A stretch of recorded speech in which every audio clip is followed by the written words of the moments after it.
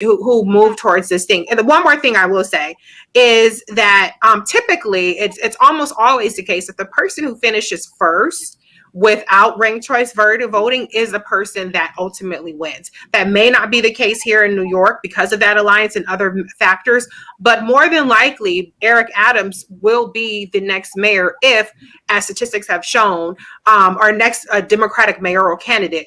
If, as statistics have shown, ranked choice voting does not alter the outcome of the primary preferences from the very first round. Well, here's the deal. The reality is this here, as far as I'm concerned, is, and Lawrence, your final comment before I let you go.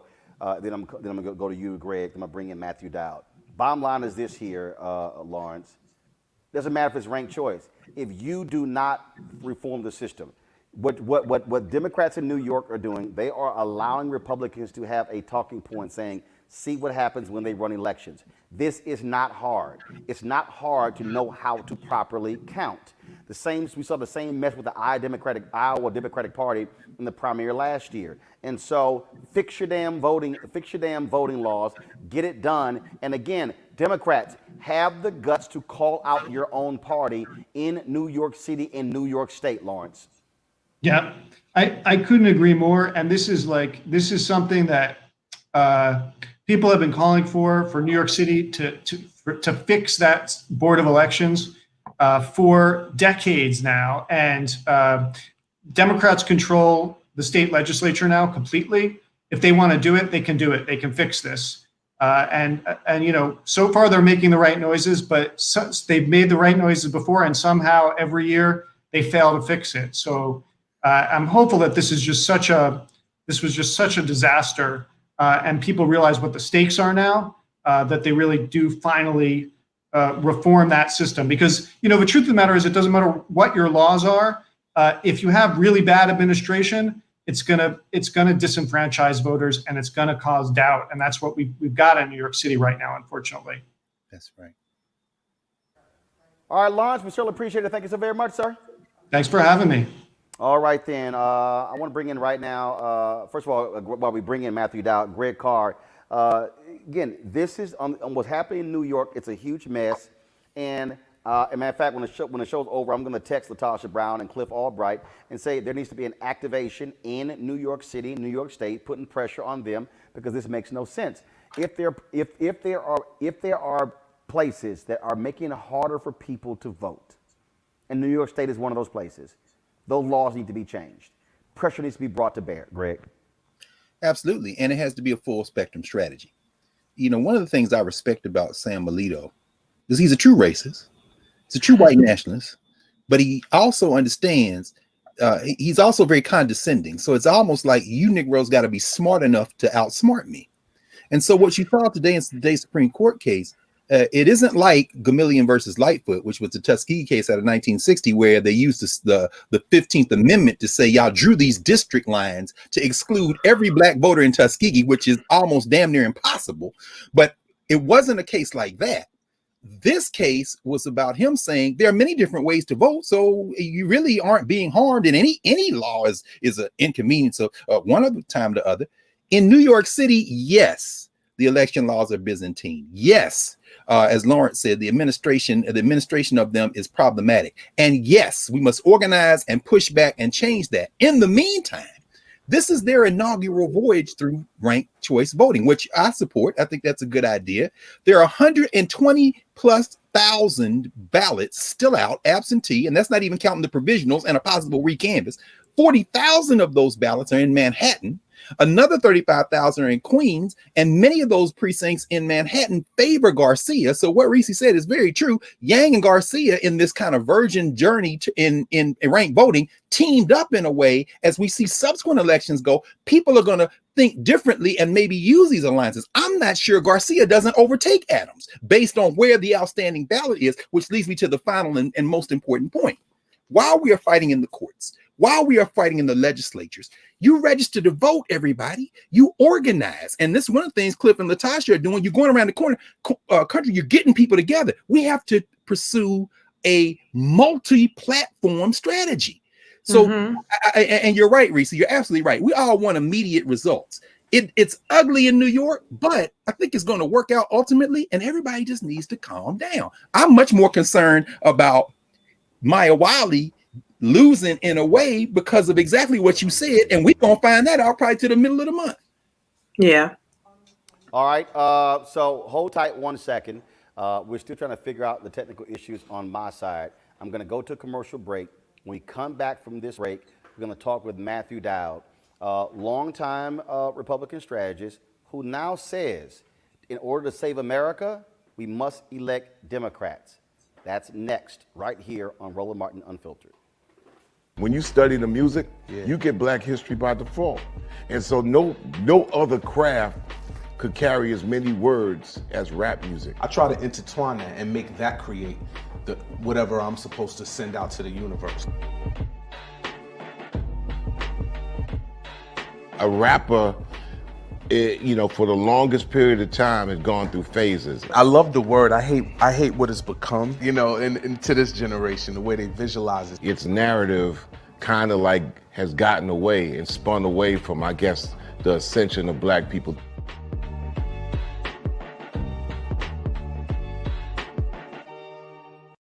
I'm proud of the officers I worked with on January 6th. They fought extremely hard. Our worst nightmare really come true, an attack on American democracy right here in the nation's capital.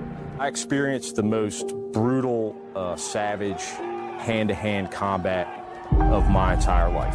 I received chemical burns to my face that still have not healed to this day. I just remember people still swinging metal poles at us, and they were pushing and shoving. They were spraying us with, bear mace and pepper spray. They were all shouting at us, calling us traitors. It's been very difficult seeing elected officials and other individuals whitewash the events of that day or downplay what happened. As an American and as an Army veteran, it's sad to see us attacked by our fellow citizens.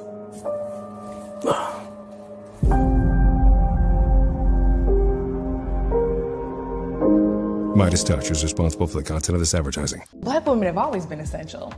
So now how are you going to pay us like that? And it's not just the salary. I mean, there are a whole number of issues that have to support us as women. Yeah. But that's what we deserve. That we shouldn't have to beg anybody for that. I think that we are trying to do our best as a generation to honor the fact that we didn't come here alone and we didn't come here by accident. I always say every generation has to define for itself what it means to move the needle forward.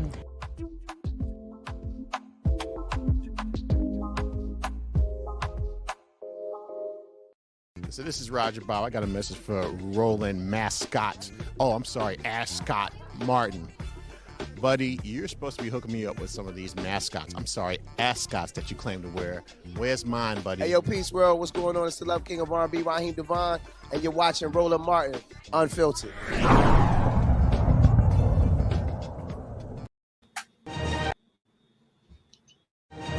I'm Kirsten Cinema.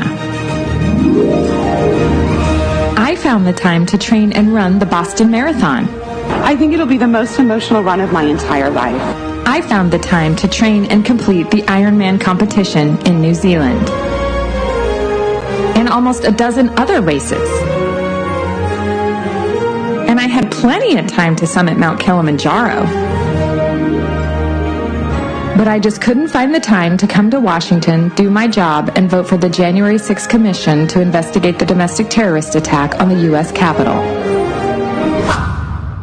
Kirsten Cinema. Bad for Arizona, bad for America. Let's get a real Democratic senator in Arizona.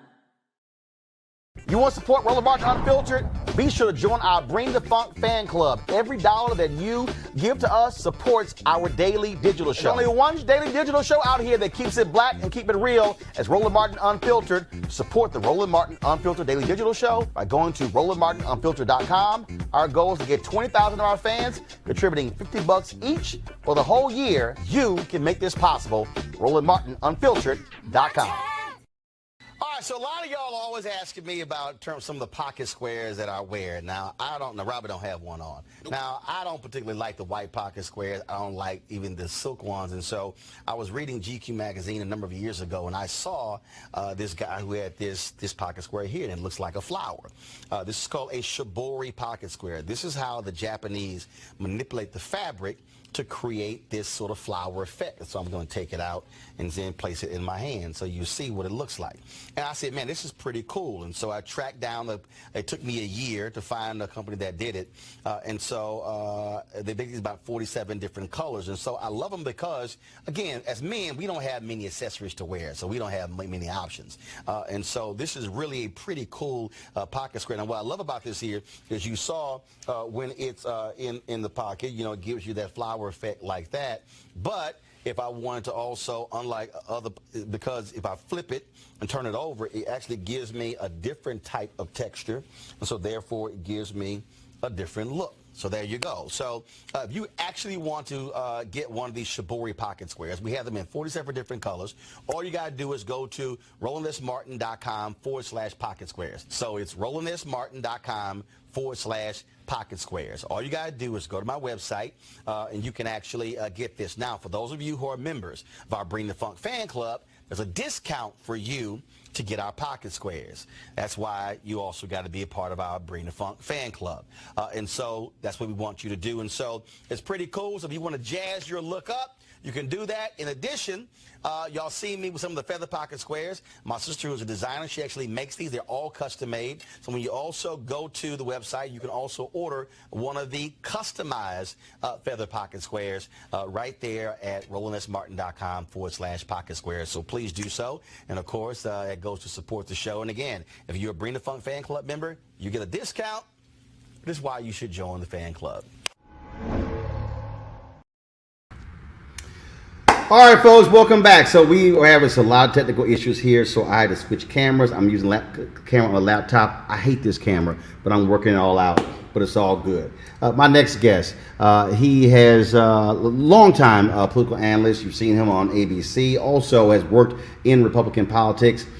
He has been one of the most vocal critics of what we have been seeing across this country with Republicans in terms of dealing with Donald Trump, laws being passed, but especially when you talk about what has happened with voting. If you look at Matthew Dowd's Twitter feed, you will see that he has been quite vocal, speaking out against what he is seeing as folks really hurting democracy in this country. There's a book coming out in September. The book is called Revelations on the River, Being a Prophet for Your Own Path. Matthew Dowd joins us right now on Roland Martin Unfiltered. Matthew, glad to have you. First and foremost, today's Supreme Court decision, we see the Manhattan DA's office indicting the Trump organization. Republican Party is still just loving them some Donald Trump. And you just made it clear that in order for this nation to move forward, Republicans cannot be in power. Well, thank you for having me, Roland, a long-time fan and friend of yours. I think we're at that point. And with the Republican Party no longer is a Democratic Party, a party of democracy. So there's two entities today. One believes in democracy. We may disagree with some issues, but they actually believe in democracy. And another political party that does not believe in democracy anymore. And I think the idea that you can say, I'm going to vote for some Republicans because they're not as bad as Donald Trump, actually enables the system that is allowing what's going on in state after state after state, especially here in Texas where I am, which they're about to go into a special session and even put more impediments and restrictions and ability to nullify elections in place. So in my view, the moment today, it's a 4-alarm fire. And we can't argue about what landscape we should be or how we think bedrooms. We got to put out the fire, and the only way to put out the fire is to hire Democratic firemen and firewomen. And let's do that. And it's going to take a couple elections. In my view, the only way the Republicans will change and come back from this place they are is to suffer devastating losses in a series of elections. And so that's where I am. You said something that I think is really important when you said, look, they are going to support him regardless. And you see that. I saw Eric Erickson and Ari Fleischer and Geraldo Rivera and all Jack Nicklaus and all these people are like, yeah, despite this, I still supporting Trump, for the 4 years. And you're sitting there going, so y'all just completely just oblivious to what the hell's going on here? And James Baker did this big interview, I think, with a New Yorker, where he talked about, look, I'm a Republican and it doesn't matter. I keep telling people, this is about power. This is about power. That's all their focus is, power. Well, it's about power, and it seems to be about Donald Trump has shown them the downhill slide, and they're running downhill as fast as they can to get to the bottom. And to me, Donald Trump could disappear from the planet and tomorrow, and we're in just as bad or maybe even worse situation than we were before the November election. Because nearly every single Republican has adopted this strategy across the country at this point in time. So it's not fundamentally about Donald Trump, and you know, I've been very critical of him for 5 years, 4.5 years. It's about the Republican Party and who they are today. And again, the only way to fix this problem in today's democracy, which is very fragile, is to remove them from office. And when we talk about removed from office, and we spend a lot of time trying to walk people through this whole deal. And I have people, Matthew, who will say, Roland, you're shilling for Democrats. No, what I'm doing is I'm walking you through saying, this is what's going to happen when the folks, if they are in power. We see what happened when Mitch McConnell, stole that Supreme Court seat. They knew what was going on. They knew the cases that were coming down. They knew that if there was a 5-4 progressive/liberal majority on the Supreme Court, that fundamentally alters this country, and they were going to do whatever is necessary. That's why, and look, the Obama White House, Obama was pissed off at me because I said, you need to appoint a black woman, you need to make an historic appointment, ratchet up the political pressure because this is high stakes. No, he wanted to play highbrow. He points Merrick Garland. I said, man, ain't nobody fighting for another white guy on the Supreme Court. Like it or not, that's just fact. And so I think Democrats have played softball. They've sat here and, well, like even right now, this crap with Manchin and Sinema, look, the other side, they're playing hardball. They literally are saying, we're going to use every ounce of power we have on the state level. And you got 2 Democrats in the Senate who are saying, no, but if we can get bipartisan and we all can just work together. And I'm like, what world are y'all living in? Because it's not quite the one I think we're living in. Well, I couldn't agree with you more. And as you know, I think the idea of sticking with the filibuster in the midst of an assault on democracy, and you're saying that the filibuster is more important than democracy, is just ludicrous. And the idea, I'm a huge believer of bipartisanship. Coming together and doing that, it's impossible today to do that. Bipartisanship is like a relationship. And if the person you're in a relationship is lying to you all the time, doesn't share your same values, and you can't trust, you can't have a relationship. And you can't have bipartisanship with another entity that does not believe in the same values that you do. And so I've criticized Senator Sinema, I've criticized Senator Manchin, because you have to put a priority on this. And the priority should be democracy, justice, and the truth. And if some rule, some long tradition, which we both know has a tradition that's kept people from getting voting rights, that's the tradition of the filibuster. If those get in the way of a higher priority, which is the truth, justice, and democracy, you need to let go of those.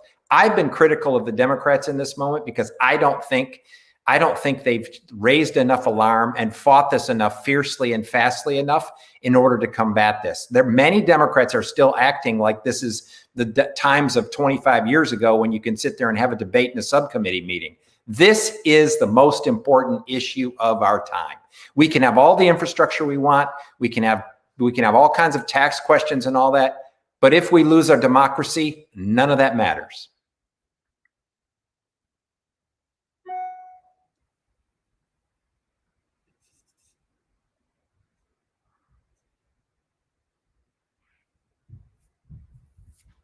First, sorry about that. I'm going to bring in Misha Cross, who joins us right now, Democratic Strategist. We still have Reese Colbert, Greg Carr, and Amisha. A question for Matthew, but also address the issue of trying to get the Democrat strategists and political operatives and the politicians to understand that what is happening right now is literally about the next 50 to 100 years.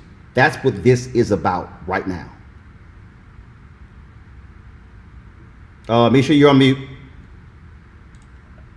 Absolutely. And I said, thanks for being here, Matthew. My question is around, honestly, setting this stage, because I'm coming out down from the Supreme Court decision today. We know that the track to move voting rights forward is the road less traveled, and it's one that it looks like Republicans are winning, and they're getting a huge assist from the courts.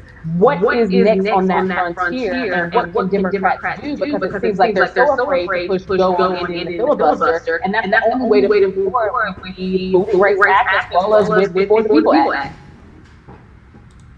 So to me, first we have to call this out as strongly and as quickly as we possibly can. And I think the pressure on the Biden administration to do whatever they can possible to prevent these things from happening. Obviously, we can't control what the Supreme Court does in this moment, and they're going to do whatever they're going to do, which obviously completely gutted the Civil Rights Act from 1965 that many people's blood brought us, and now it's basically gone in this moment.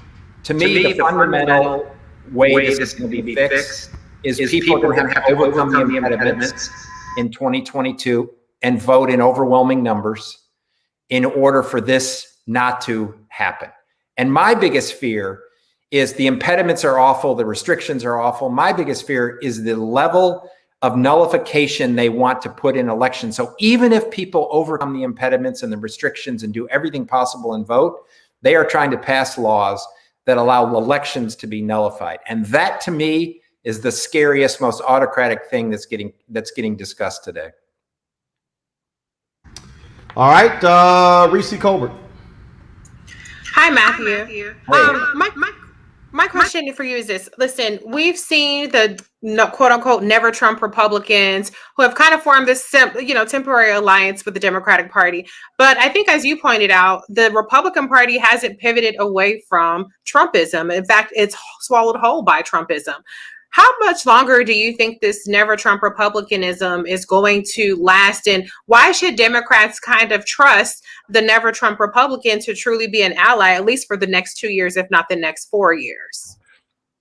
So I do my own, I try to put pressure. I know a lot of the never Trump Republicans. I know a lot of them. I was friends with a lot of them. I've talked to a lot of them, and I've tried to convince them that the only vehicle to fix this problem right now is not to try to redo the Republican Party, but is to go all in with the Democratic Party, remove the Republicans from office, and then maybe at some point they'll fix themselves in this.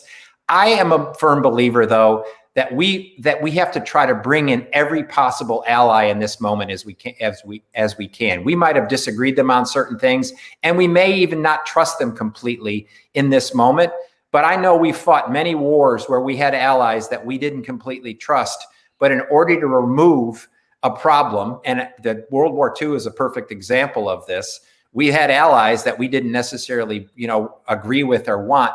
But I think we have to do this in a concerted effort. But I think many of people like me and others need to speak out and convince them that the Democratic Party right now is the only party of democracy in America. And if you really want to fix this problem today, not only for president and U.S. Senate and Congress, you have to vote for Democrats for governor, lieutenant governor, state senator, state rep, sheriff, county judge, county commissioner, everywhere down the line until this cancer is removed. Thank you.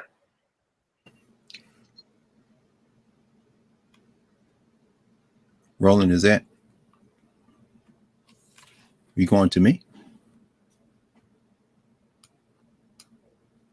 Okay. I think so. Maybe Roland. Can you all hear me? We can hear you. We can hear you. Very good. Very good. Well, thank you. Thank you, Matthew, for joining us tonight. I have a quick question. 50 years ago in a day in this country, 18-year-olds couldn't vote. Here we are on the 50th anniversary of that 26th Amendment, which of course comes into being because enough people wanted it and organized. You said something in the last few days I thought was very striking. You said, the Democrats should go full-born partisan, and then they should use truth as their North Star.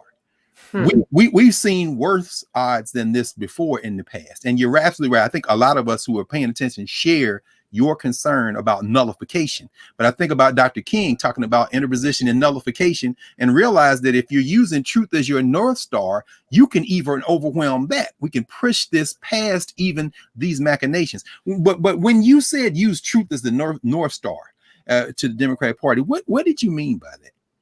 What I mean by that is the idea that just this constantly seeking for Republican friendliness in the midst of this, and we have to put a bipartisan face on it, we have to do this.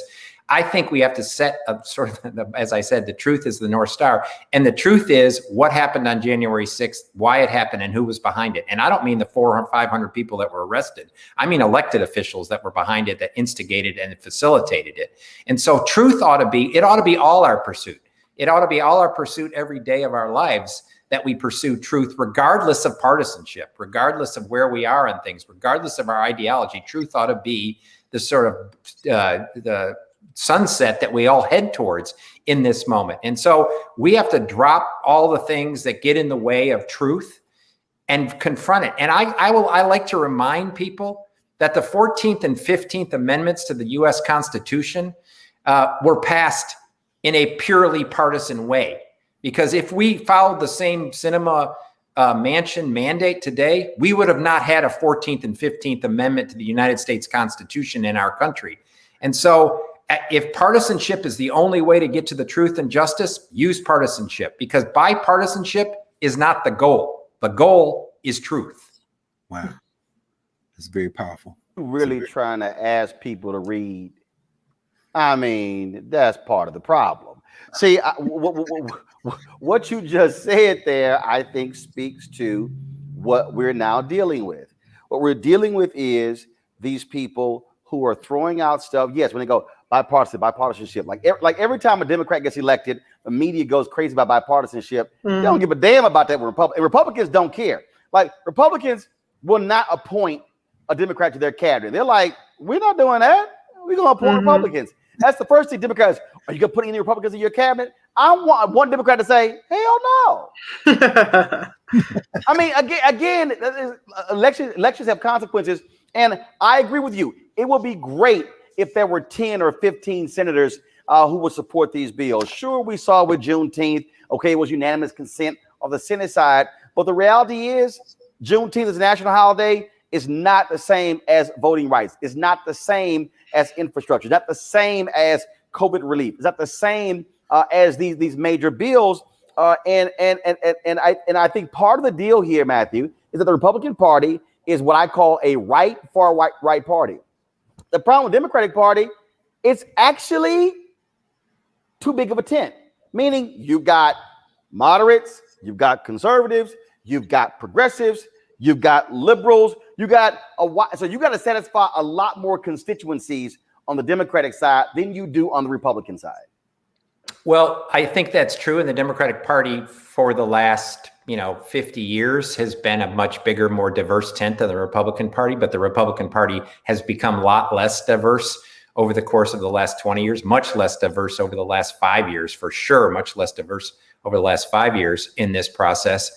I mean, I think that everyone has to go back into the basics, which is, what are the fundamental values? Like, let's all let go of the arguments over some specific policy that's on, healthcare. Let's let go of those arguments for right now. Let's let go of the tax code arguments. Let's go of all of those things just for now and say what matters the most to us. I reminded people the other day that 1933 to 1945 Germany, they had great infrastructure improvements and the economy was moving. Simultaneously, they lost their democracy in the midst of it. So the idea that I think every day the Biden administration and every Democrat, every individual, I try to do this, ought to wake up every day and say, how can I help preserve democracy today? Last Tuesday, I went down to this small town in Hayes County in Texas and signed up to be a volunteer deputy registrar with 35 other people. Because I think everybody has to figure out what are the things we can do in this moment to help. And I'm going to do whatever I possibly can in Texas, where I am, to elect Democrats wherever I possibly can. And then I'm willing to have an argument 4, 5, 7, 8, 10 years from now when the Republican Party decides they're part of democracy. I can have an argument with them then. But today, it's the only path forward.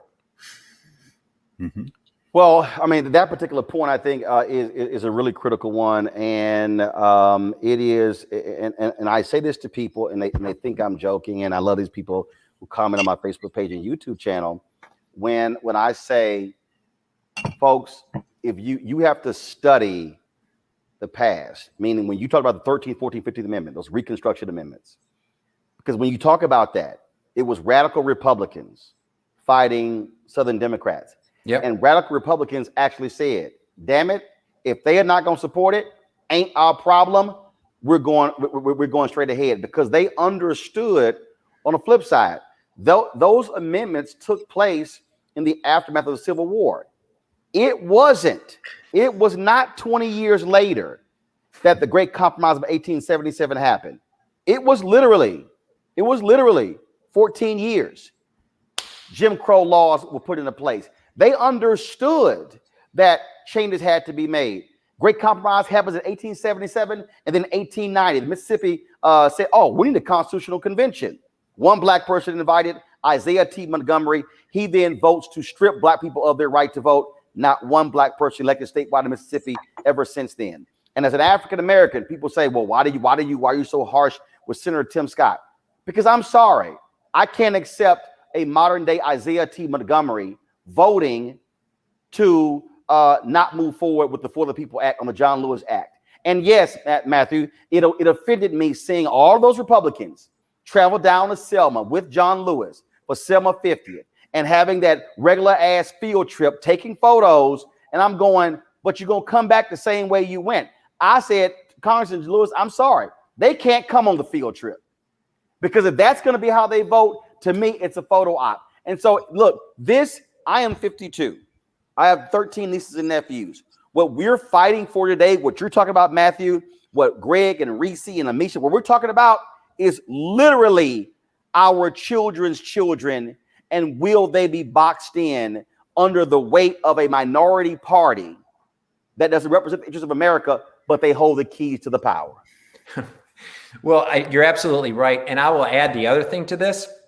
What is amazing to watch in this is the GOP could care less about their voters. They could care less about their voters. Actually, the GOP thinks their voters, the base voters, are a bunch of yahoos. And how do I know that? Because if somebody's willing to lie to you, tell you a bunch of conspiracy theories, and not do anything that's going to benefit your life, they just take you for, they don't even care. And I actually think a bunch of the Republicans get in a room and say, what crazy stuff can we dream up that they'll accept? And they I agree. And then they accept it. And so I think Fox News goes, we'll champion it. Yeah. And I think that's the thing. We have to drive a wedge, in my view, a wedge between the Republicans who hold office and their voters. And I have criticized the voters, and I've done all of that. But it's fundamentally, leadership demands truth. And if you're an elected official not telling the truth, and going to your point, all those Republicans that on one day voted for the Juneteenth holiday, which is obviously, I'm in Texas, very important, and what happened in Galveston and all of that, and 2 years late from being freed as slaves. But to me, them voting like that and the next day turning around and voting against voting rights is akin to saying, I have black friends too. That's what that vote was akin to, that saying that as you operate in Europe. I think we have to keep saying this. And part of the problem is the media. The media treats the two political parties as equal in standing in this country, and they have to stop doing that. Well, but I'll tell you, but part of that, Greg, is because the media, mainstream media, is scared to death of being criticized. They also don't want to call a thing a thing. They don't want to sit here and check folks accordingly. There's a reason a lot of these national media shows won't call me. Because look, I called it like it is when I was on CNN. If I'm on ABC this week, I'm going to sit here and say what it is, because I'm not scared. And Greg, what I've been saying to Democrats, I said this directly to President Barack Obama's face. Man, stop going to the suburbs of Virginia and Ohio touting your Affordable Care Act. Go to the brokest, whitest, most conservative, sickest county in Mississippi, Alabama, Tennessee, Arkansas, and say, I passed that bill for y'all because y'all are sick. Y'all need help. Y'all are broke. And y'all keep voting for this fool. So go ask your senator why they keep standing against you. Democrats, it's amazing how They love talking specifically about black pain, but they don't want to talk about white pain. I told Senator Bernie Sanders to his face in his office, Greg, man, go talk to them broke ass white people. Well, Roland, you know, again, this is why I think that other decision this week, that Americans for Prosperity Foundation versus Bonta case, that Supreme Court case, is very important. Rather than expand the electorate, go back to the 1960s, whether it be Lyndon Johnson, whether it be a guy like Everett Dirksen, who is a cat named Joe Williams, an elder from Tallulah, Louisiana. He's an ancestor now, Democrat his whole life. But he said, you know, I respect a guy like Dirksen. And that's, you know, from Amisha's home state of Illinois, and didn't ever get many black votes out of Chicago, but knew with the Republicans in the minority in the 1960s that he wanted to be on the right side of history, talking about trying to build democracy. That's what you're talking about. But what we've seen, and again, that Americans for Prosperity case of a piece with Citizens United and everything else, rather than trying to expand the electorate, do, Matthew, like what you're doing, going to these small towns in Texas. And let me get down here. People are now conceding the idea between voter apathy and voter suppression and that the electorate is a small pie, and that money is going to control a great deal of this. And that's why mass commercial media is very nearly worthless in this. They conceded the idea of small d democracy and said, let's fight over this shrinking piece by trying to influence enough to edge out this election. And I wonder then if what is teetering on the brink is even the rhetoric of small d democracy in this country. We're not even going to try, because if everybody who was eligible to vote registered to vote, we wouldn't be having this conversation. And Matthew, Democrats gotta say, hey, white voters, if you go to Latinos and you want to talk about Latinos and you want to go say women, and you want to say black, well, damn it, you gotta say white. If Congressman Tim Ryan is gonna have to be that explicit if he wants to win the Senate seat in Ohio and say, hey, white labor workers in Ohio, the Republican Party don't give a damn about y'all. I'm 1,000% with you. I'm 1,000% with you with everything that's been said by both of y'all in this. It is an election where we can't leave any neighborhood community untended to or untalked to in this. It's the only way we can go forward. One of the things, Texas had an unprecedented turnout in the 2020 election. We ranked 49th in turnout in 2020, and we had more voters than ever turned out before, which means Texas is fundamentally not a red state. It's a non-voting state in this point in time, just like many other states that we see. But I think candidates have to stop with the millions and millions and millions of dollars that go to media consultants, yes, and actually get in a pickup truck or get in whatever vehicle you have and go to every single place they possibly can, including white rural America, who actually has been hurt as much as anybody by the policies the Republicans have sponsored. Reese, I want to go to you on this with them. I'm going to go to Amisha. I mean, you've been, let's just say, real raw on social media. That's how you caught our attention. That's why comedian J. Anthony Brown, he said on Clay's show, he said, boy, that's the most cussing woman with conviction I've ever heard.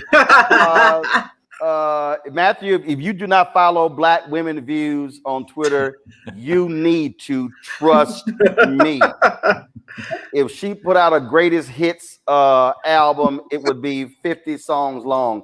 But Reese, what we're talking about here is Democrats got to get some guts.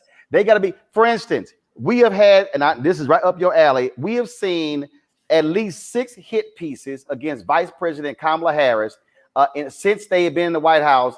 And these folks ain't said a damn thing to Politico or the rest of these folks. Damn it, if you gonna swing, swing. Absolutely. You know how I feel about that, Chad. Oh my God. Like they just let Kamala Harris get dragged all day, every day. What is up with that? You have to get some fighting spirit. You cannot be above the fray. You cannot have this gravitas about you. Voters do not reward being civil. They don't reward being diplomatic. They reward whoever gets to them first and has the most compelling message, whether that's Republicans playing on their emotions. Right now, it's critical race theory. Before that, it was the immigrant caravan. Before that, it was radical Islamic terrorists. Republicans know how to set the narrative. They're setting the narrative on the border. Now it's the border crisis. It's the Biden border crisis. You don't even talk about child separation anymore. And when it is, it's Biden and Harris are still separating children. And so Republicans know, they always know how to set the narrative. And then you have the media that that regurgitates the Republican narratives as, well, we're Democrats. What do you have to say about all these Republicans attacking you? Instead of them attacking the narratives or examining the narratives at all. And so Democrats have to figure out that this is not a meritocracy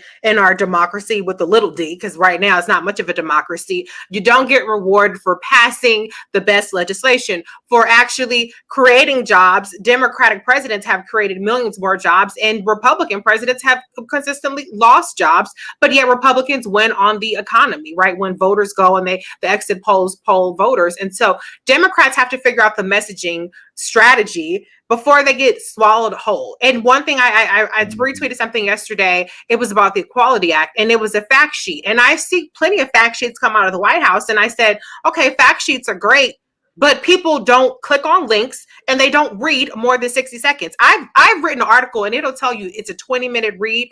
And the statistics show that people spent on average 73 seconds reading a 22-minute article. Okay, I can put a link on a tweet and I can see that 2% of the people will click through to the links. So if I put a screenshot, if I put a meme in that, then I'm going to reach. If I get 1 million impressions on that tweet, 1 million people are going to see that meme. They're going to see that visual, and 2% of the people are going to click on the link to fact check whatever the hell it is that I put in that thing. So Democrats have to start realizing that you're not going to win if you don't attack the disinformation, the misinformation, the narratives. You can't just ignore them. You can't bat them aside. You have to attack them. You have to attack them fiercely, consistently, and start to create your own more compelling narratives. And I think, to your point, Roland, that's where it is, addressing white people as white people. Instead of just saying working class voters, say white working class voters. You know, you have to start addressing the elephant in the room and really speaking to people in a way that's going to resonate with them so that they do turn out and they vote for the Democrats. Mm-hmm. This Matthew, and look, there are a lot of people who are highly critical of the Lincoln Project. There are people who call it a grift operation. I've heard everything. Here's my whole deal. Okay, y'all can call whatever you want to call it. That's fine. Here's what I do know. They are damn good at putting some ads together. And what I said to Democrats, y'all should stop all that bitching and sit down and say, I need to go to school. I need to see, I need to go. Because again, it's messaging. The Republican Party is all, and this is what, and Matthew, explain to the people who don't even understand your background about the political strategist piece. It's not about trying to convince 30 million people. It's about shifting 0.5% or 1% or shifting 30,000 votes and looking here and here and here. That's the Republican strategy. They are excellent at messaging. To Reese's point, Democrats want to come out with white papers and a whole thesis, and the Republican Party like, here the bumper sticker, slap it on your car and go get the hell on down the road. And so I'm like, Dems, and I've literally told Jamie Harrison, say, dog, go hire some folk and say, go sit with the Lincoln Project for a week to learn how to edit a damn video.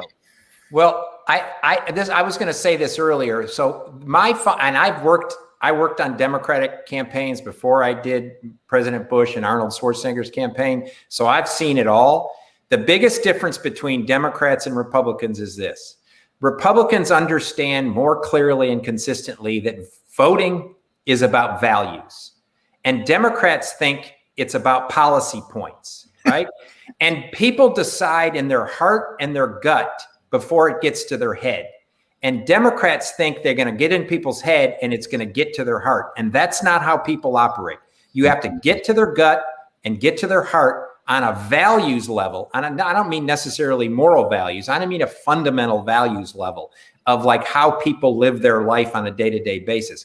Republicans consistently understand that better than Democratic campaigns. I have been through Democratic campaigns where they say, well, we have a 10-point plan on all of these issues, and here's all the elements, and here's all this, and here's why logically people should vote this way. And the voters are like, well, yeah, whatever. That's not how I feel about it, or it doesn't represent my values and the way I look at this. And so Democrats have to start creating campaigns that are based fundamentally on the values that people connect with. And until they do that, they're going to be in trouble in certain areas. And that's the biggest difference between Republicans and Democrats. Democrats try to go to the head first. Republicans go to the gut. Amisha, and then Matthew's final point. Amisha, go ahead. No, I think that was absolutely correct. We have to get tighter on messaging, but also react to people where they are. Democrats have a belief system that the intellectual level of their argument is going to be able to reach crowds en masse. And they also particularly target diverse groups without having a full understanding of how to target low-income white people. And you talked about this a little bit earlier, Roland. And part of that strategy, I think, is because both parties don't want to actually admit that low-income white people exist, even though they are such a large portion of the white population. It's a frustrating thing because time and time again, at the state level, at the local level, and at the national level, Democrats who could be very strong candidates and run very strong campaigns consistently fail because they fail to reach that communications piece that we heard Reese talk about earlier. I have too been in rooms. I have too led the PR strategy and been pushed back by leaders of state parties to say, okay, we want to have a 10-point analysis of environmental policy. Check that. No one's going to read it. No one is going to click it. No one cares. What we know strategically, and it exists across whether it's a political campaign, whether it's a social justice movement, regardless of what the movement or the action is, people's attention spans are small. The time frame that they have to actually gain broad understanding is even smaller. We're not trying to educate here. Throw that out the window. Education is not what the people are looking for. At the end of the day, you have to reach to what Matthew spoke about earlier, values, but you also have to reach to the things that they latch on to. When we talk about the economy, we know that matters to Americans, but not in terms of the dollars and cents, the here's how I take you there.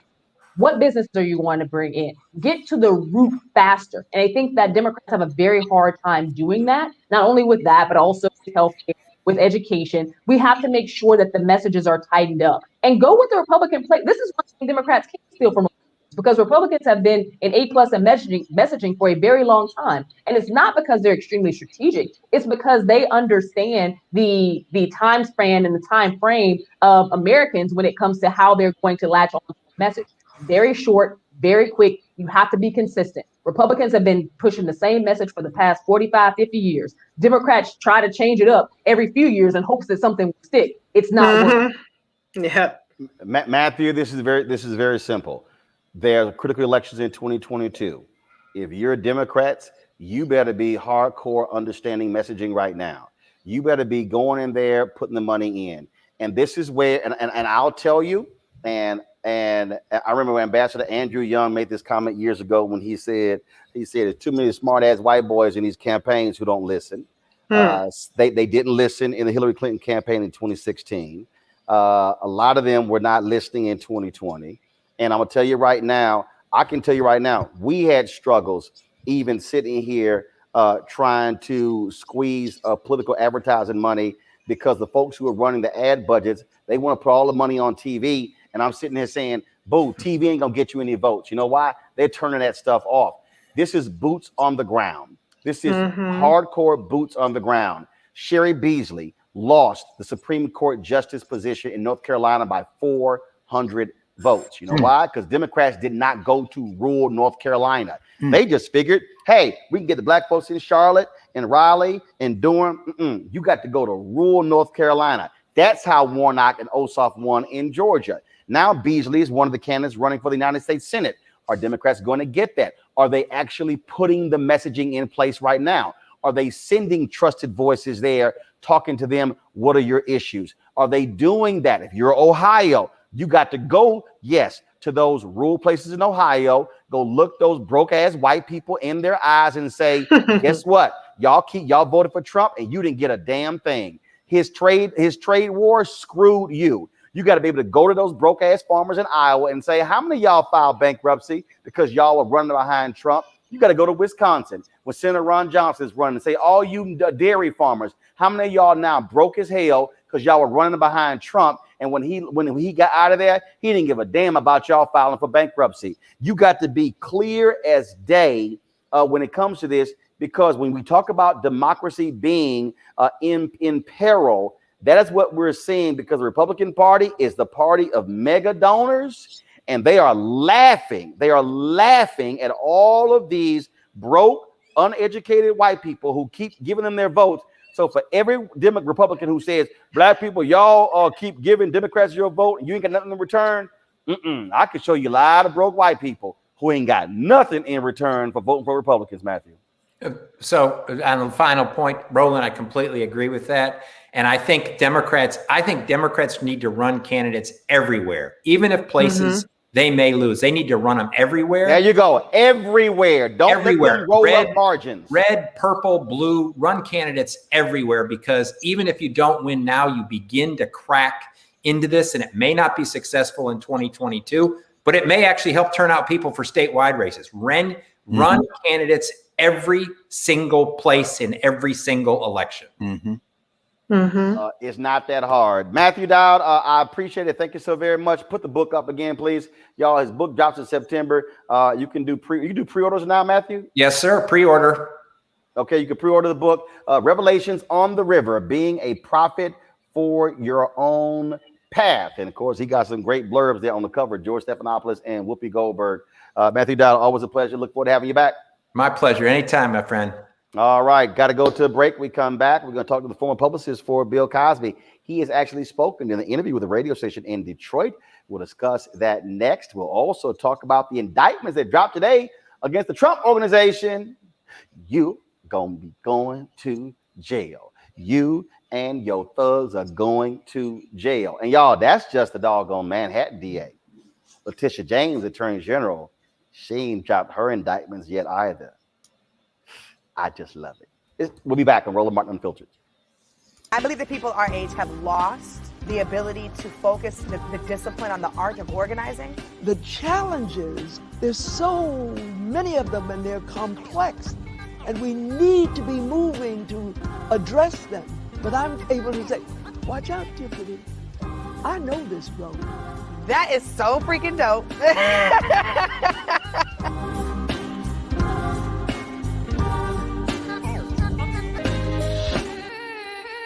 I want to know why what happened in Myanmar can't happen here. No reason. I mean, it should happen here. No reason. Right? That's right. America has crossed a line. The Republican Party believes in ending the American experiment, led by a man obsessed with power and money, who will say and do anything to seize control again. This election was rigged. To punish those who oppose him. His followers don't just disagree with us.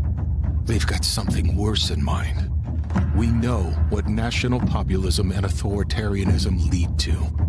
Every time. That's what this is all about. That's why we will never compromise with this evil. We will never step back from the line because we believe in America. Are you in this fight, or have they already won?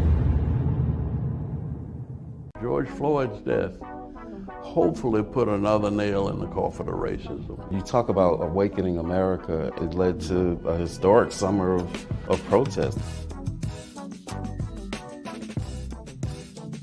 I hope our younger generation don't ever forget that nonviolence is soul force. Priceless.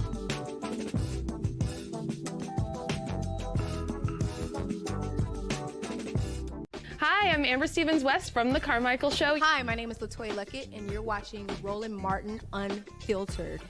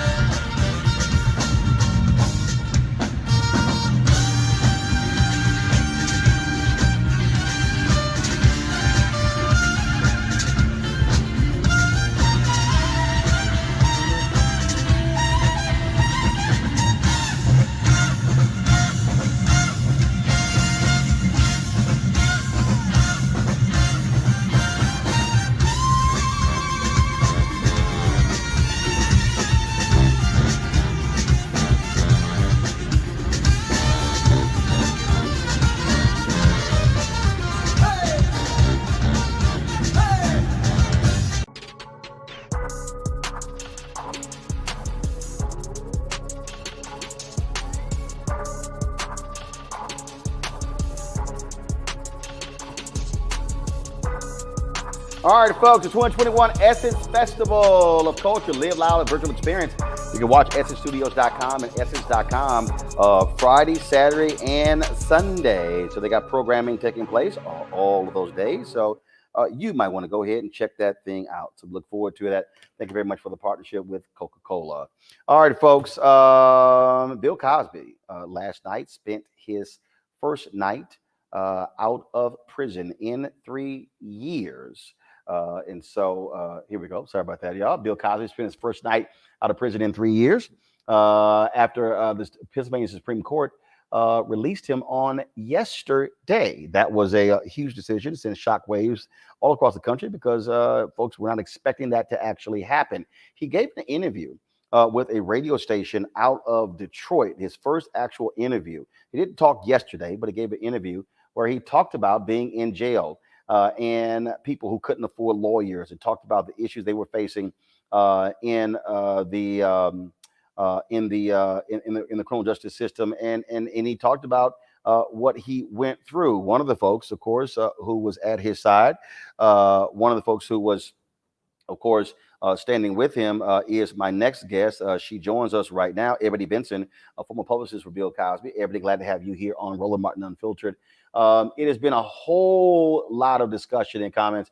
A lot of people feel as if what took place by the Pennsylvania Supreme Court was wrong, but there are others who say, look, the law is the law, and that's how the justices rule. What do you make of all of this? You know, honestly, I feel this is a big win for Cosby. He has fought so hard for his justice, for his freedom for so long. There are many times that we interviewed, even after the guilty verdict, expressing how he was going to continue on until his day came. And that day came. And I think it's wonderful.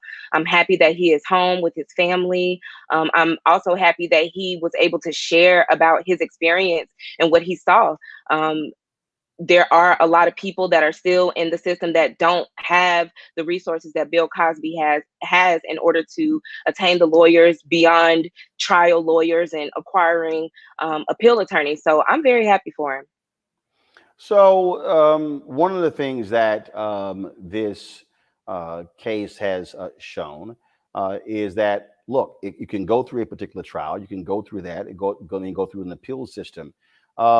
What is your response to people who say, this is what happened when you're rich, you're able to cut these type of deals with district attorneys as opposed to somebody without means? I don't think Bill Cosby was able to cut any deal with an attorney. It was Bruce Castor's professional opinion that they didn't have sufficient evidence in order to try him. So I feel that they have to uphold what Bruce Castor said, which is why the Pennsylvania Supreme Court ultimately overturned the conviction. When you hear Bill Cosby say he was vindicated, but the reality is that wasn't the case, because first of all, they did not state that the allegations made against him were untrue. What they said was that the deal that was cut should have prevented even him being prosecuted for these particular allegations. Moving forward, Andrew Wyatt said that Bill Cosby is going to return to the stage. He has other plans going forward. What do you think life is going to be like for Bill Cosby? Even because there are people who still are going to call him a rapist. People are going to call him a sexual assaulter. People are going to still be critical of venues where he performs. They're going to also go after them as well. And so what do you expect that life is going to be like? I think that's definitely going to be an interesting road for him, even though Mr. Cosby has a strong mind and I know he believes wholeheartedly in his innocence. You do have to think about, like you said, those venues who are going to face backlash from hosting him, and also any support that could come from that. It's going to be a slippery slope, I think, to walk at first. But I think as time goes on, it could become more acceptable for him. But I'm not really sure. I can't project that far into the future. I know right now he's just happy to be home. How have you had to deal with people who have said, how dare you as a Black woman be a spokesperson for a rapist? I'm quite sure that you've had those attacks on you. Absolutely. But I fire right back. You know, how dare you question me for having my own mind, and being able to think independently for myself. When I became a part of the case, I stood within my own integrity, and I knew that once I walked into the courtroom and was able to see the evidence for myself and see what was happening to myself, I could make my own decision. And ultimately I did that. And I think we spoke about that before when I interviewed with you during either the first or second trial, that I was able to decipher for myself what was factual and what wasn't. And I definitely felt like, based on Bruce Castor's assessment, Cosby should have never faced trial. Any questions from my panelists, Amisha Cross, Reese Colbert, or Greg Carr for Ebony Benson? I guess my question is, coming off of this, we know that it was such a high profile case and has people, particularly women who are from various generations, who are commenting, with the older generation kind of rallying around him in certain senses, and the younger generation pushing back fully, reaching towards Me Too and saying that this was just unfair. This is a slap in the face to people who have been fighting to have their voices heard, and not just looking towards this case, but also looking at other cases. What do you think what type of precedent does this type of situation set? And what would you say to those women who feel as though justice was just not served? Honestly, I can't speak directly to those women, and I'm not really sure what precedent this is going to set. I just know that in the court of public opinion, it's different versus the court of law. And I think in this situation, particularly, the Supreme Court was able to see that just in the trial process itself, Cosby didn't receive a fair process. As for survivors, I think that people should keep fighting. Just as Cosby kept fighting, keep fighting. Just because something has happened, it doesn't mean that you can't keep going forward and keep pushing for your voice to be heard. Reese or Greg? Thank you, Ebony, for being in this conversation. Something Monique Presley, who I know, of course, said on this show last night, I thought was very interesting and important. The other day, she said, take Bill Cosby out of this and put your son in, or your father, and I would add, or your daughter or your sister, in terms of the process. How important is it for us to, if we can, hold out and hold distinct Bill Cosby, the person, from the issue of right to Fifth Amendment, exercise your Fifth Amendment rights, prosecutorial overreach, and how this Cosby lesson perhaps should also be discussed as a lesson in criminal defense for anyone who finds themselves in a situation like this, particularly our people? That's a really tough question. I'm gonna try to break apart a few of the things you touched on, which is when you consider it being someone you love that is going through this same process, you would want every stone turned over. You would want every force you could have behind your criminal defense team to make sure that your process is just as fair as anybody else's. I don't think that we would ever be able, well, I can't say that. It's hard for people to separate the celebrity from the man. And that's primarily because of our culture. We focus a lot on celebrities and people who have larger platforms. So I think it's very tough for us to separate that. But if we could and look at it as if it was our brother, our father, our uncle, we would want that similar type of justice.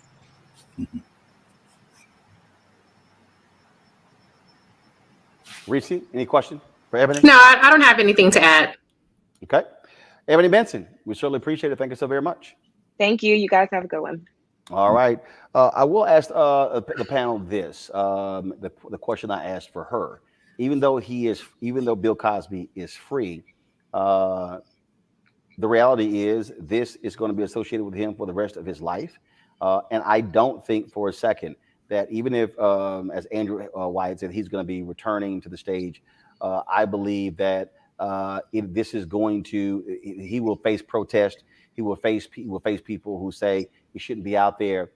But what do you make of, again, this reaction that we have seen from black men, black women, from white men, white women, and others, where you have folks who say, even I've seen a lot of lawyers who say, hey, like it or not, the courts actually made a proper distinction, and they say it wasn't because of money, it was because of the law. How do we reconcile that, Greg, when you have others who say the law doesn't work in our favor, but then here you have people who are saying, no, here the law was applied fairly?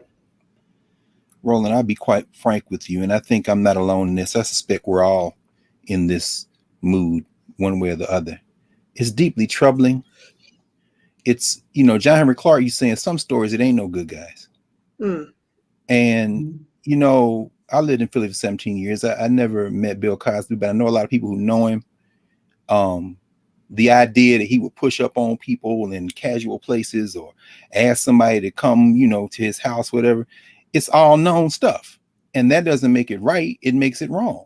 At the same time, when it was Meek Mill in the dock, everybody jumped up and said, let's defend. I'm saying, did you hear the music? I'm of a certain age. You do what you want. Everybody do what they want. But there are too many things that are mixed in together at this point. And here's the problem. First of all, Bill Cosby out of jail, Mumia Abu-Jamal is not. Bill Cosby out of jail and Leonard Peltier is not. And, Mutulu Shakur is not. Russell Maroon Schultz is not. So we got real political prisoners. Bill Cosby not a political prisoner. And Quaaludes were not illegal. And Hugh Hefner is in the ground and had the Playboy Mansion where they doing half this business and still celebrated on TV. People watching Mad Men, celebrating George Clooney and them, trying to be like Frank Sinatra and them, John F. Kennedy ass all the way. You know what? The day where black people stand up and say, we got to protect black women is always a day. I am going to be 100%. We got to protect black women, black children, black men. We got to protect black people. And then to look and see, you're an ally? Yes. Because that man, okay, but you're the same one who, when the 14-year-old boy whistled, then, you want to string him up. So you got your husband and him and his friend came and killed him, threw him in the damn Tallahatchie River. You're not my ally. So I'm sitting here thinking about this, and at the same time, people say, see, Bill Cosby did him like they did Emmett Till. No, this is not the same thing. But what I'm saying is we are in the middle. It's almost like the Nation of Islam used to say, we've been run amok, led astray, bamboozled, hoodwinked, and we don't have enough sense to take a deep breath and understand that when a lawyer goes into a courtroom, I don't give a damn who it is. If you know how many black men and black women are in jail because the DA reneged on a promise? Yesterday was a victory for everybody who can stand up and say, you made a promise, you got to stick to it. But we can't get to that conversation because we are fixated on celebrities. And I think ultimately, I don't know whether the American Negro is going to make it, because what we've been showing over the last 2 days is all of our immaturity. And like a bolt of lightning, the Cosby verdict revealed what has always been there, which is our deteriorating, very American fascination with celebrity and hot takes and quick. And it's just a very sad situation for me. Amisha. I agree with that. I think that at the end of the day, what happened with Cosby was just another long iteration of the justice that seems to find its way for the rich and powerful that eludes everybody else. And the frustration I have with it as somebody who has been a victim of being drugged and sexually assaulted is that when I hear people talk about this, and I was on Sirius XM yesterday, when I hear people talk about this, it's particularly people who look like those of us on this panel, and they are victim blaming, or they want to shield someone who has admitted to not only dropping drugs, but using those drugs for illicit activities. That's a problem. And I think that the fact that it's been glorified in hip hop for a very long time, the fact that misogyny and rape culture is a part of American culture and has been for a very long time, only adds an extra layer to this. But I think that we should look again to separate the man, Bill Cosby, from the guy who played in the TV show. You can be someone who has great talent and great art and has left their mark on the entertainment industry and still be a horrible member of society. And we've seen that time and time again. And that has nothing to do with skin color. We know there are a lot of white rapists out there as well. There are rapists of all different colors, creeds, and socioeconomic levels. But as a Black woman looking at this and knowing that 8 in 10 Black girls under the age of 14 have been sexually molested or raped, to see something like this happen and to see a man get off. The problem I have with this is that it pushes victims into the shadows. It makes them feel as though them coming out and telling their stories doesn't matter. It makes them feel as though the courage that it takes to actually report something, watching a system that is supposed to be based on justice, let someone walk free. That's a problem. In a society where it was a large open secret that Bill Cosby was doing these things for decades. Mm-hmm. I don't know what you tell the victims, and I also don't know, thinking broadly, what you tell women who face sexual assault and sexual abuse every single day. Mm-hmm.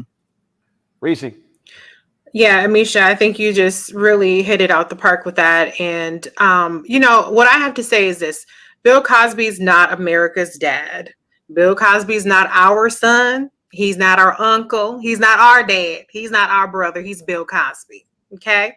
And what happened was a process victory, as Dr. Carr pointed out, about, prosecutors not reneging on a deal to not prosecute, about the right to not self-incriminate. That's a Fifth Amendment right.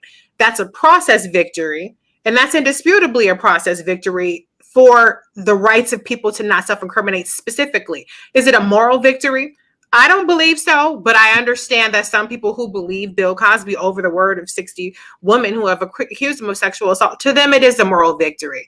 And to those who are a victim of sexual assault, who are triggered by it and who are traumatized by this, it's absolutely a miscarriage of justice. And so I think, to Dr. Carr's point, there are two separate conversations. There's a process conversation. There's a technicalities, a legality, a criminal justice system conversation about the way appeals court work, which is not a relitigation of the facts. It's not an exoneration of the case that was tried and convicted by a jury. It is simply a process victory for Bill Cosby. And perhaps we shall see if it's a victory for those who find themselves in situations where the prosecutor has gone back on their deal. And a lot of Black people have found themselves in that position. And they don't have the wealth and they don't have the ability to consistently try these cases and appeals. And then, even Bill Cosby is recently, they've suggested that he might sue for wrongful imprisonment. I mean, most people don't have the kind of funds to go through this amount of litigation. But I think people should be sensitive to the way that this is triggering to women and to men, because, to be clear, women are not the only ones who are victims of sexual assault. And so I think that there's room for a nuanced conversation that takes into account everybody's opinions and everybody's feelings in a way that's respectful. And I'm trying to do that because I do understand that there is a sentimental connection that many people have with Bill Cosby. And a lot of people do feel that he's innocent. And, I'm not going to judge them for that feeling per se, but I think that regardless of where you stand with Bill Cosby, you should be able to have the maturity to be cognizant of how your words impact victims of sexual assault.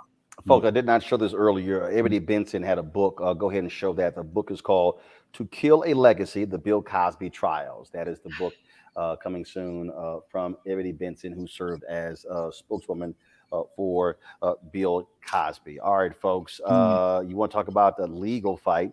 Donald Trump and the Trump organization, they are embroiled in one today. Indictments were unsealed today, showing the CFO for the Trump organization, Alan Weisselberg, he indicted 15 counts, folks. He turned himself in on charges of some kind. Is that unusual? No, that's how it works. And Allison, we've been talking a lot over the last few days about how seeing your name on an indictment makes it real, makes it tangible. In handcuffs at the courtroom, he is charged with grand larceny. Grand larceny in connection with failing to pay taxes on $1.7 million on fringe benefits from the company. The charges detail an alleged tax scheme, a tax evasion conspiracy spanning more than a decade, representing the most serious threat yet to the Trump organization. There's also, joining us right now is attorney Charles Coleman. Charles, in this particular indictment, they talk about this unindicted co-conspirator number one. Don't name him, but I think we can guess who that is. You look through this. How significant is this for Donald Trump and his sons and daughter and everyone involved in the Trump organization? Well, good evening, Roland. I think that before we start doing a dance of joy in terms of watching Donald Trump prepare for jail, we might want to pump the brakes on this.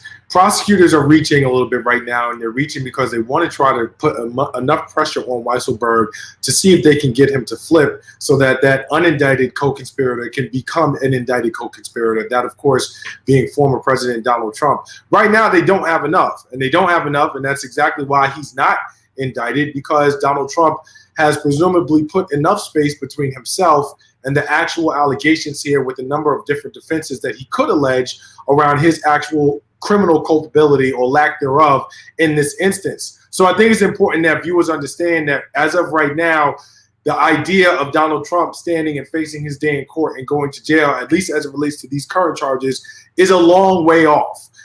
Tish James is not done with her investigation, and it is possible that in the course of this prosecution that Weisselberg may flip and provide prosecutors with additional information. But if that does not happen, I don't necessarily know that we have hit the jackpot yet in terms of what sort of charges will be brought against Trump, if any at all.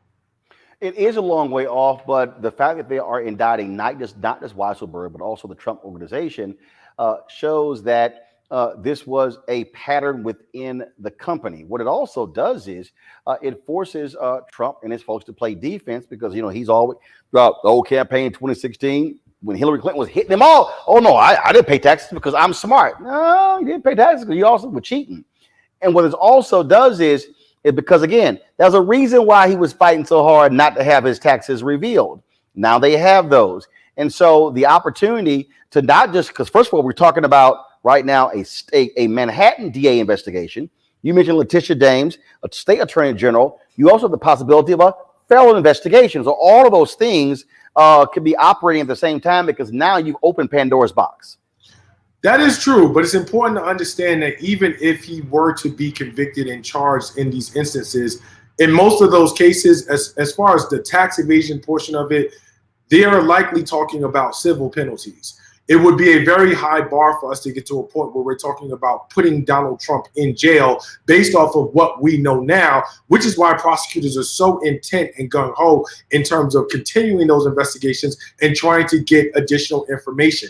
The big question at this point is, A, will Weisselberg flip? And B, if he flips, what additional information does he have that they will be able to bring more severe charges? Consider this, Roland, and it does matter. It does worth mentioning. The IRS, this is a tax case, a tax fraud case. The IRS has yet to file charges in this case. That's actually very, very telling.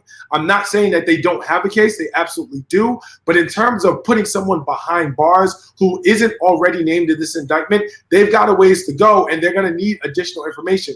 Now, in terms of Trump and his circle and his circle of loyalty, we saw what happened with Michael Flynn. We saw what happened with Roger Stone. We saw what happened with Michael Cohen.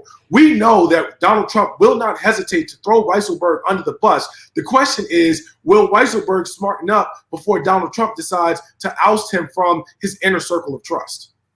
As I see, panelists, questions. I'll start with Greg Carr. Greg, your question for Mr. Coleman.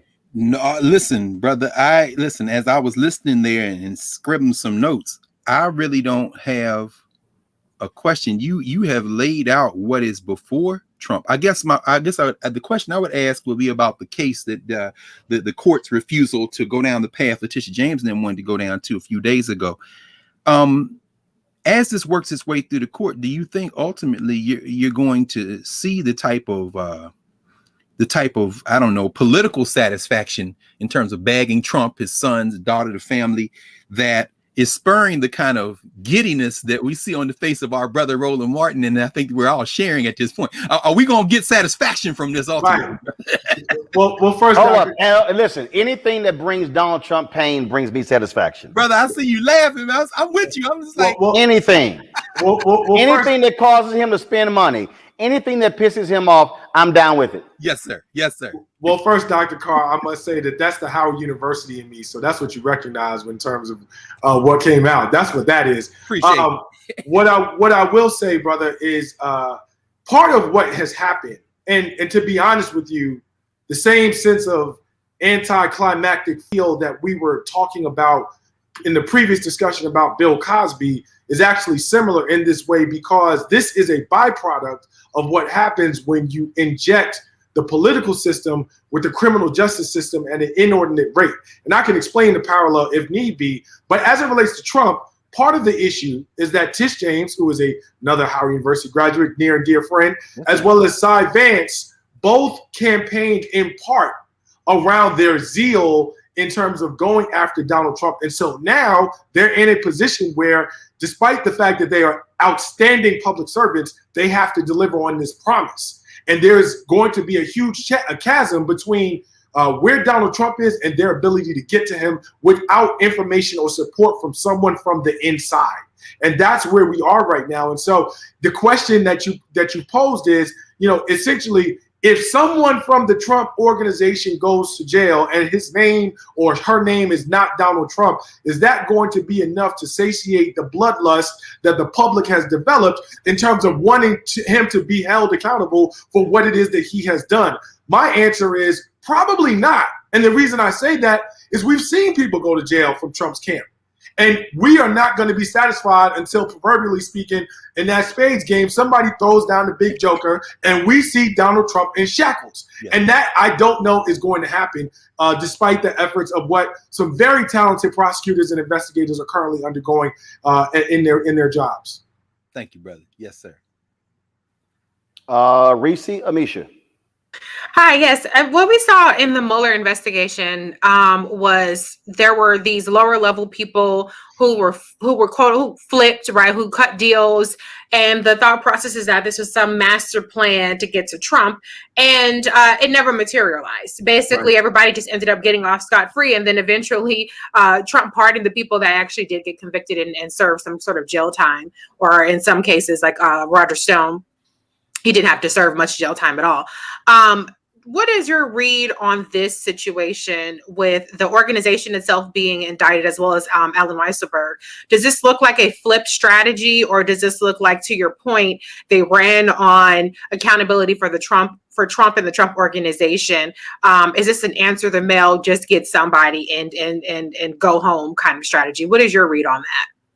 I think it's a combination of both. I think the prosecutors absolutely feel like Weisselberg may be the weakest link and someone who can provide them with the biggest sort of doorway or entree to a bigger, sort of more substantive set of charges. And that's what they're trying to do.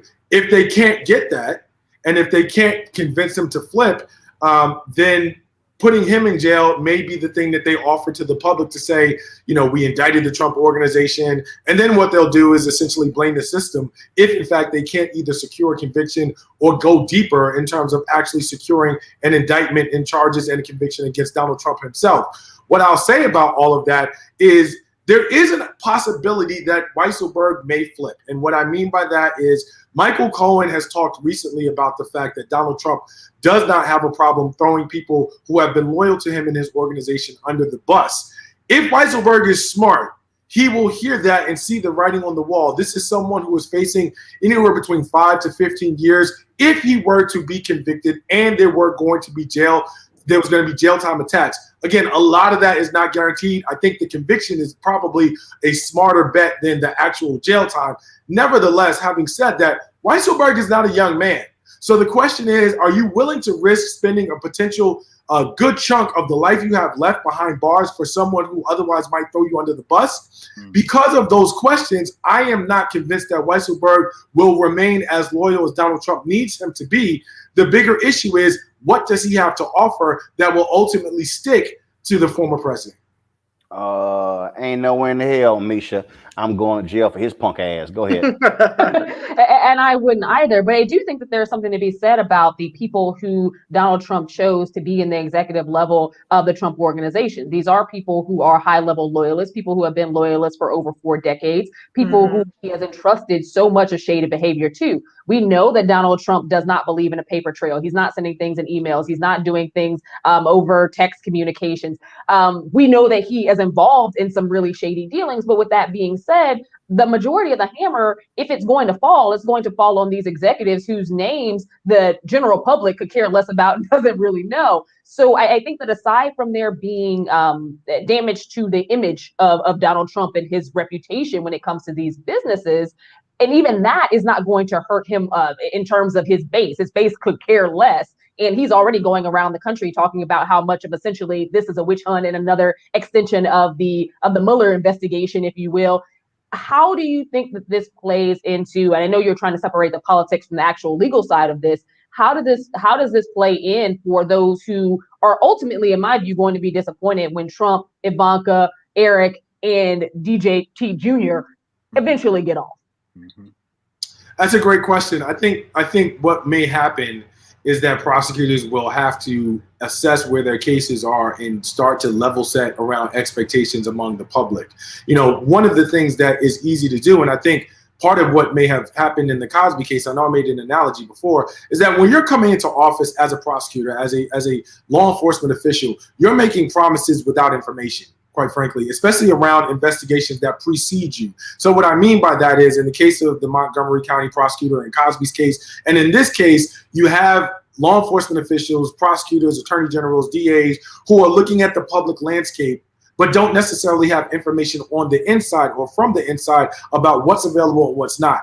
And so you're making promises to the public about what it is that you may be able to deliver without fully knowing what's available to you, and obviously not being able to predict what's going to happen in the future. To counteract that, what politicians and elected officials are going to have to do, if they get to a point where they see we don't have enough information around Trump or enough in terms of being able to secure strong convictions around his higher level of employees or him himself, they may have to begin starting to level set in the public around what the expectation should be, and then trying to reframe the narrative about what justice looks like in something like this. And basically say, look, we got an indictment against the Trump organization. We got sanctions. This is a good thing. This is justice. This is moving the needle. This is accountability.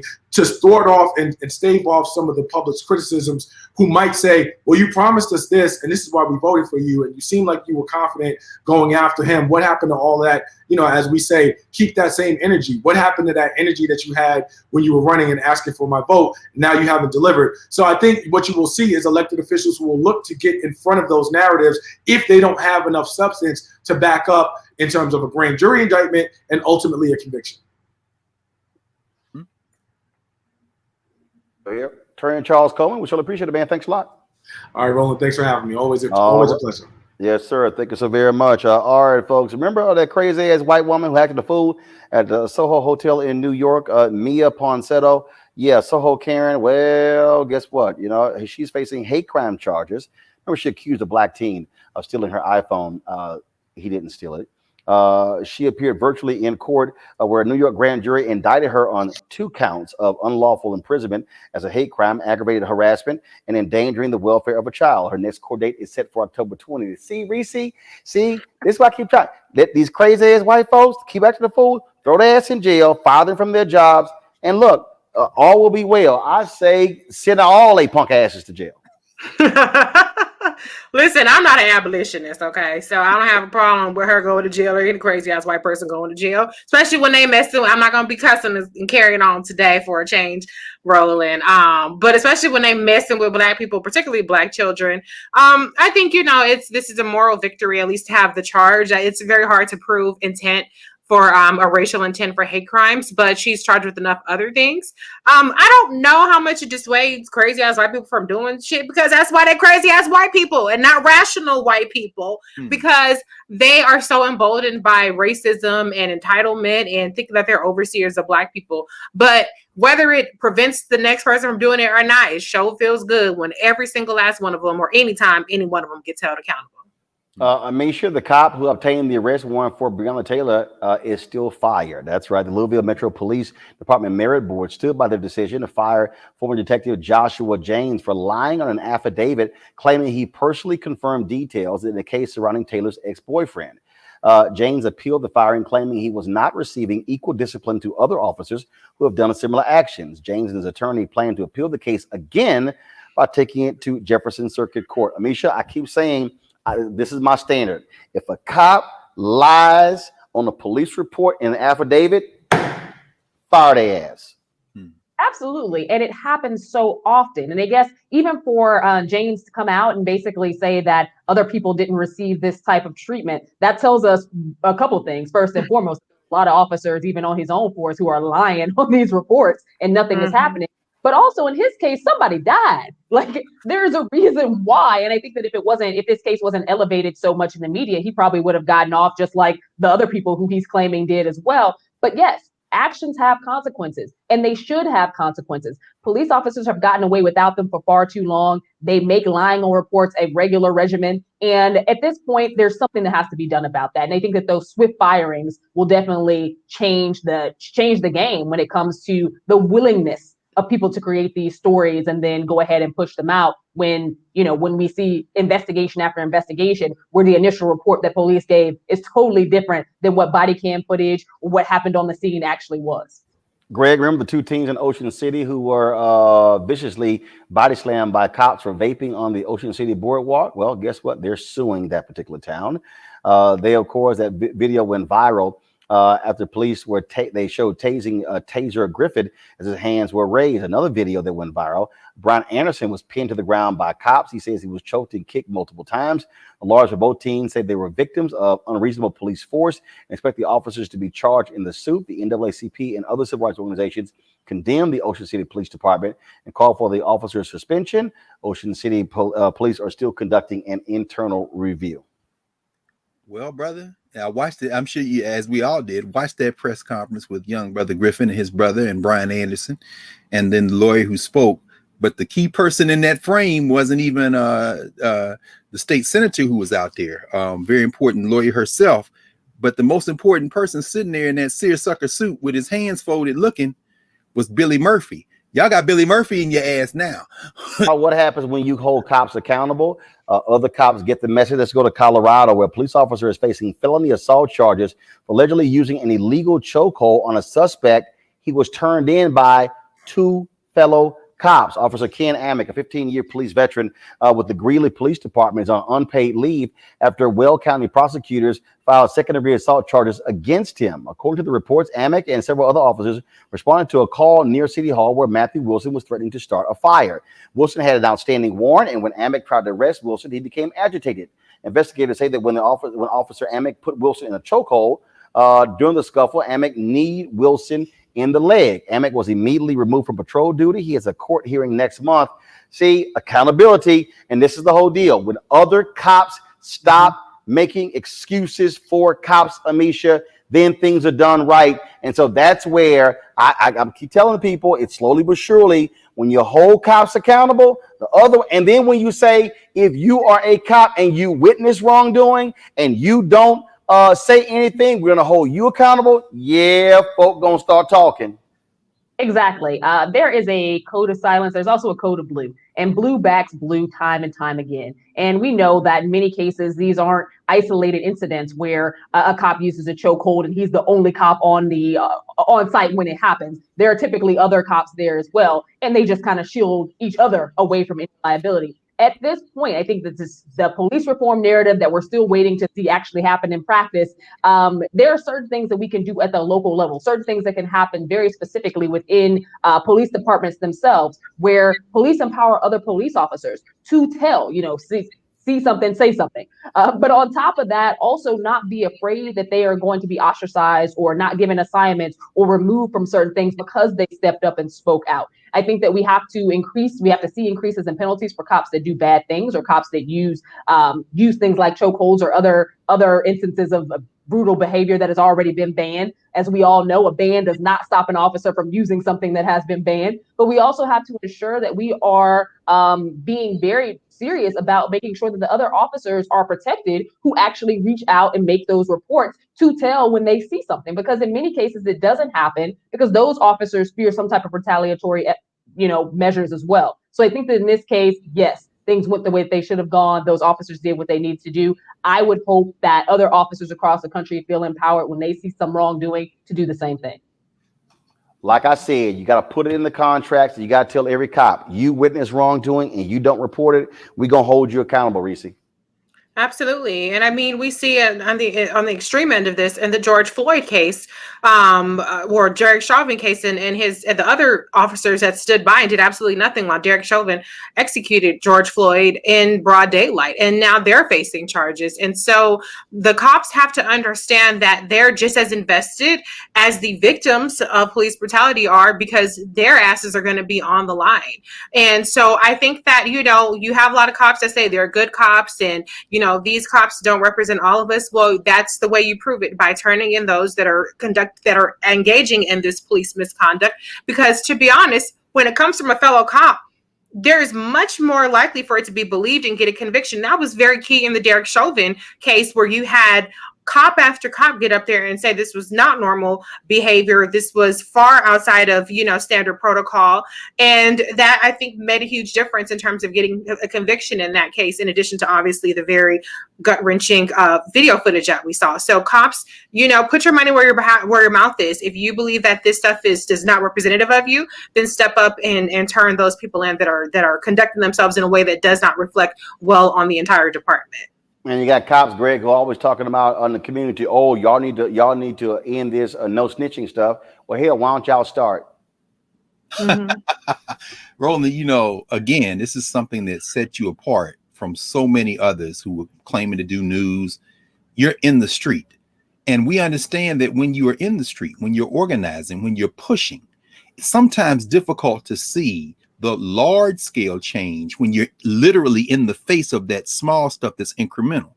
As we sit here and wait for Tim Scott to come up with whatever he's writing on the back of a piece of tissue paper as his counter proposal to the George Floyd bill, what have we seen in the last few days? Apparently today, Jim Clyburn then got his head together with Scott. Now they talking to Lindsey Graham, who apparently has been talking to Ben Crump. And can we pull some out? Hakeem Jeffries blew the whistle and said it's the police unions terrified that are torpedoing legislation because they don't want to give up any notion of qualified immunity, which includes intent, but also extreme recklessness, also depraved indifference to human life. And Jeffries is saying we're going to get something done in the next 6 months, but maybe even sooner. I'm saying all that to say that all of this desperation is a result of people being in the streets, and not just in protests all last summer up to now. I'm talking about that organizing work. Cliff and Latosha out there, you going on location, places to places, new mayors in places like Buffalo, New York, or in St. Louis.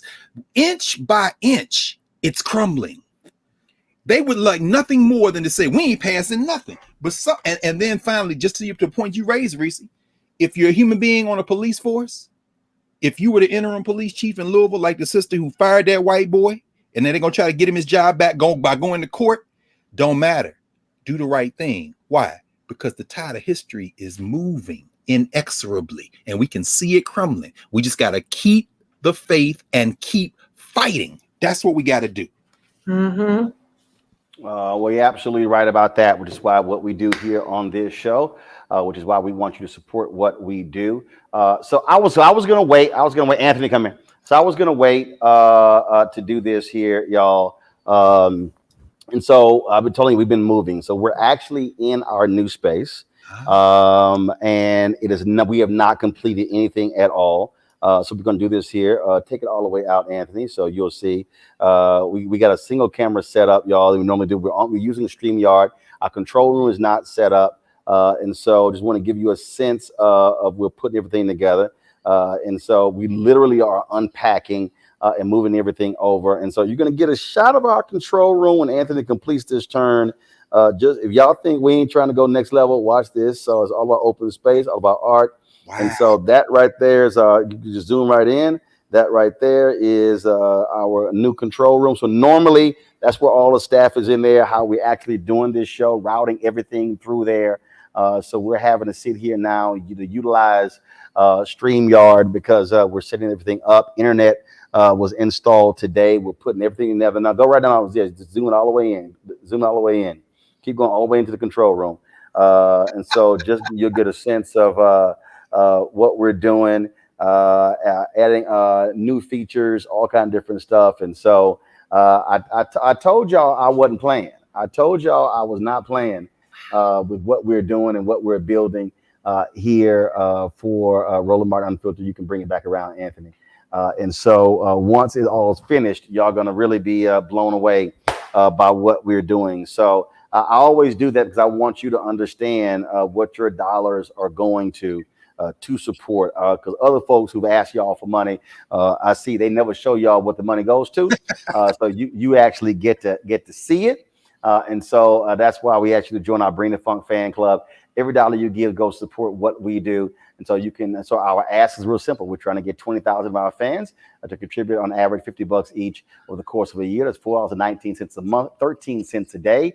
And you can do so. Some people have given less. People have given $1, $5, 10. We accept all of it. I've been places. I told y'all when I was in Chicago last week, a brother walked up to me with an SCIU shirt on, got out of his car in the rain, walked up to me, handed me a $10 bill and said, "Thanks for what you're doing." When got in his car and went on home. Mm-hmm. And he said, "I wanted to personally hand this money to you." That was a woman. Her name was Renee. Give me 1 second.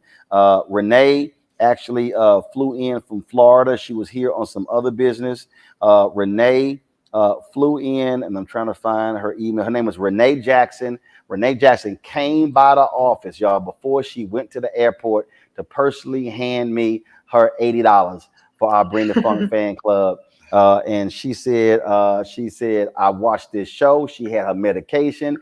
She's fighting a lawsuit. She had her cane. She said, "But I wanted you to see. I wanted to support you and support the show." Y'all, that's the kind of fabulous fans that we have that makes all of this possible.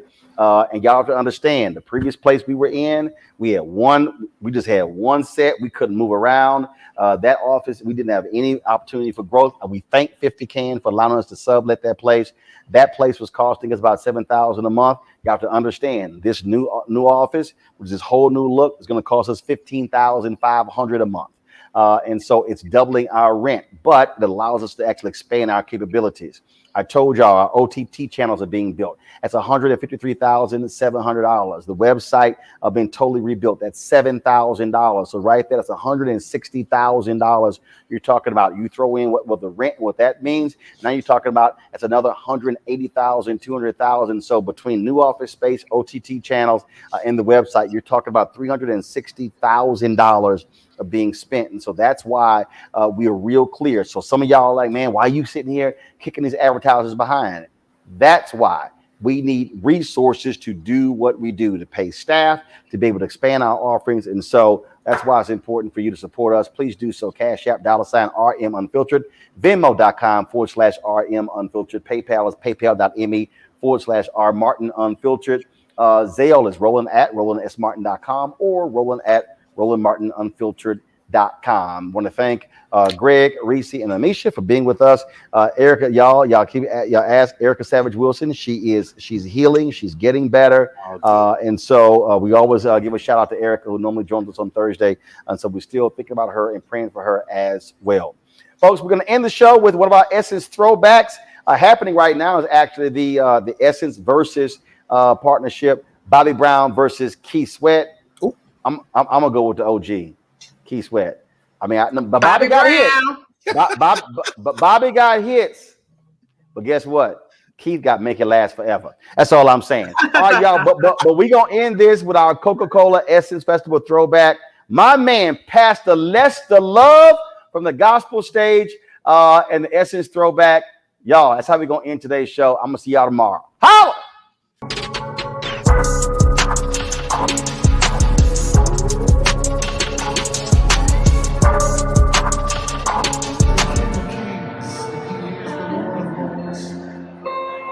Everybody, get that cell phone. Just put it in the air like that. God reigns and is control of everything, every circumstance, every situation. I want everybody to get that cell phone and just wave it in the air. Jesus is the light of the world, and He reigns.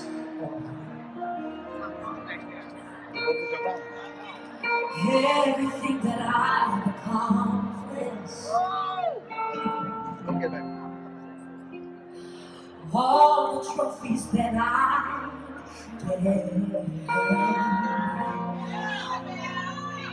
are nothing when compared to you, Lord.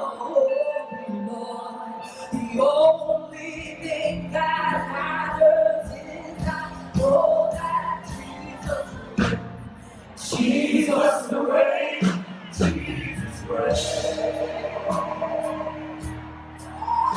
Jesus reigns. Jesus reigns. Nobody else. Jesus reigns.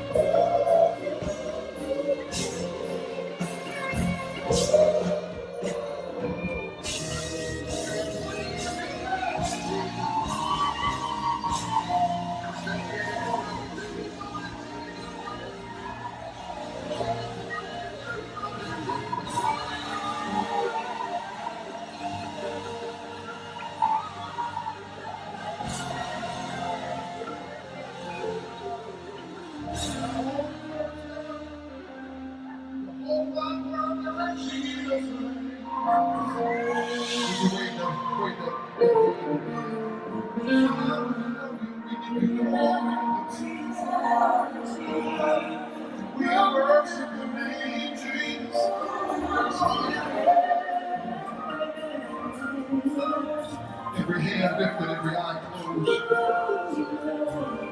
Would you open your mouth and maybe you still don't know the party right now? I just want to tell Jesus reigns, Jesus reigns.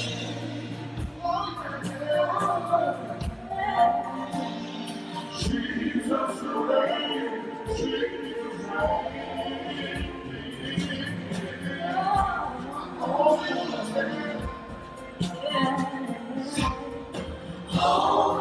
want to tell you,